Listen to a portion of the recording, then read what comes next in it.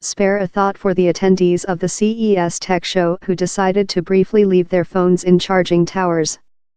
The devices got locked inside when a power cut plunged the exhibition hall into darkness. Having to constantly keep personal devices charged is a nuisance we are all, by now, familiar with. Even device makers are frustrated.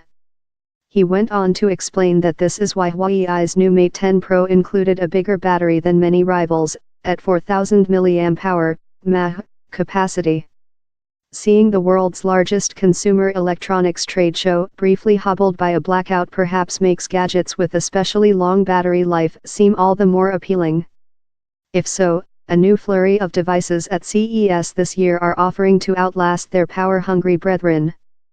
Take Lenovo's Mi 630 tablet, a 2-in-1 that comes with a keyboard. It is meant to last up to 20 hours on a single charge thanks to its power-efficient Qualcomm processor, a chip initially designed for mobile devices. That claim from Lenovo hasn't yet been tested, but it's a tantalizing promise of a more battery-confident future. Qualcomm has been working on improving efficiency in the various components that it provides to the makers of consumer gadgets.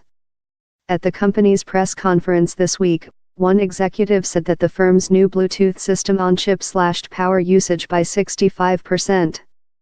As a result, wireless headphones could last nearly 3 times as long on a single charge, he suggested. More from CES, another firm making similar advancements, this time for chips used in so-called Internet of Things devices, is Sigma Designs. It announced that its latest series of processors, the Z-Wave 700 line, could allow things like Wi-Fi connected sensors embedded in furniture and walls to last 10 years on one coin cell battery. If there's anywhere that tests the lifespan of a battery-powered device, it's CES itself. There's often a race to plug in at the few available charging points, and visitors to the tech show often find themselves texting last-minute rendezvous details to colleagues as their phones die. Newsbay Click's Laura Lewington says keeping her phone charged up has been a nightmare. It's in a case which should give it 2 full charges, but inevitably something goes wrong, she explains. I'm constantly using the internet, so that's draining the battery.